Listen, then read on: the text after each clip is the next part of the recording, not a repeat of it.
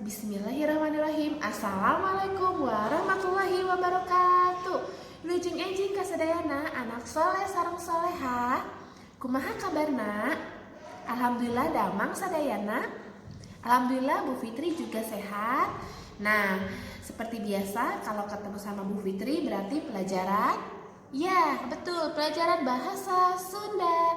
Nah, oke, sebelum kita ke materi, alangkah baiknya kita membaca basmalah bersama-sama ya. Bismillahirrahmanirrahim. Nah, sudah siap untuk belajar pada pagi hari ini? Yuk, anak soleh-soleha disiapkan buku paketnya, pensil dan penghapusnya. Disimak baik-baik pelajaran dari Bu Fitri ya, oke? Sekarang anak soleh-soleha boleh dibuka halaman 64 buku paketnya. Nah, di sini Bu Fitri akan menjelaskan materinya itu tentang nyaritakan kejadian sesuai dengan gambar. Jadi kita tuh bercerita, menceritakan kejadian sesuai yang ada di gambar. Jadi kalau gambarnya misalnya ada manuk atau burung yang ada di dahan, berarti kita menceritakan nih, ayam manuk warnana berem, manukna eker entrep di dahan. Nah, berarti bercerita tentang manuk. Nah, coba kita lihat di sini ada gambar apa yang pertama itu? Ada gambar pohon. Pohonnya kering. Ada air sungai tapi air sungainya juga kering. Nah, berarti ini apa? Halodo panjang, walungan loba nu gararing. Jadi kemarau panjang, kali banyak yang kering. Nah, itu seperti itu. Jadi menceritakannya tuh benar-benar sesuai dengan yang ada di gambar.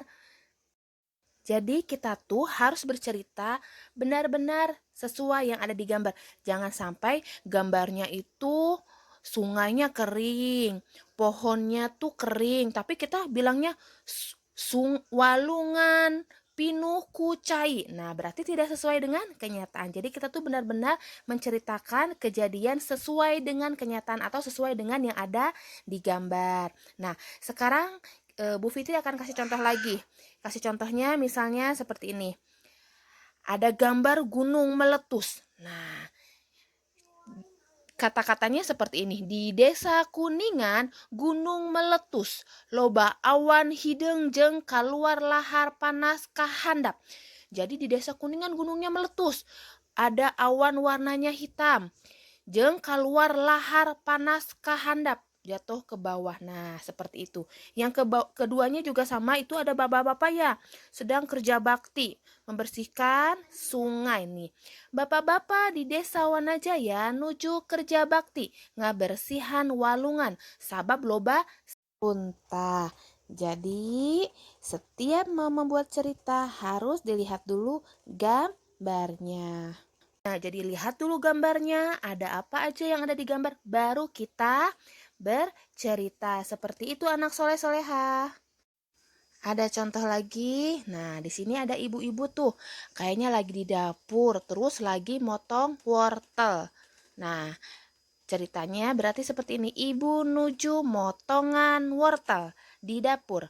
Ibu bade masak sayur sop. Betul nggak? Ya, betul. Jadi ceritanya sesuai dengan yang ada di gambar. Nah, contoh kedua juga sama. Melan sarang babaturan bade angkat ke sakola babarengan. Betul nggak mereka pakai tas, pakai sepatu, terus bersama-sama?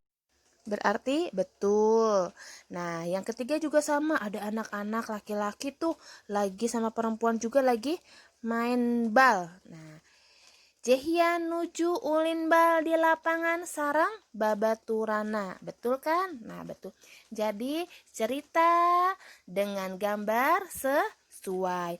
Dan yang terpenting, apabila nyaritakan kejadian itu, kita harus banyak hafal kosakata bahasa Sunda.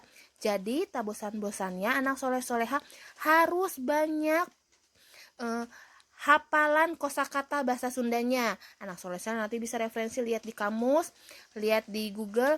Jadi anak soleh-soleh banyak lagi pembendaharaan kosakatanya. Jadi kalau mau buat cerita enak kalau sudah hafal kosakatanya, seperti itu. Alhamdulillah selesai sudah materi pembahasan bahasa Sunda.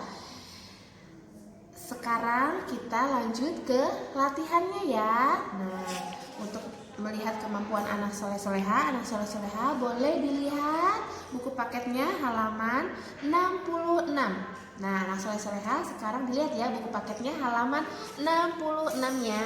Nah, sekarang kita lihat buku paketnya.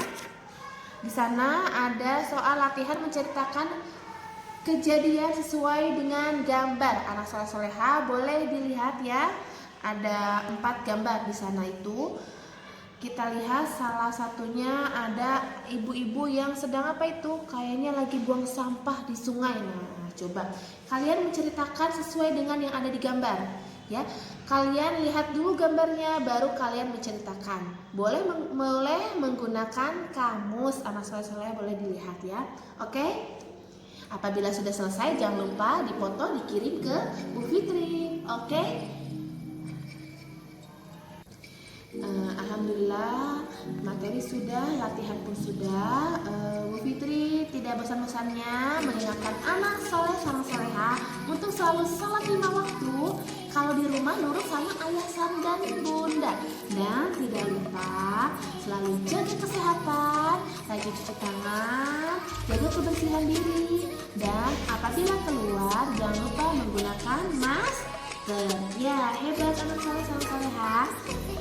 Cukup sekian dari Ibu, mohon maaf apabila dalam pembelajaran kali ini ada beberapa yang mungkin anak soleh-soleha masih belum paham, boleh nanti ditanyakan kembali sama Bu Fitri ya.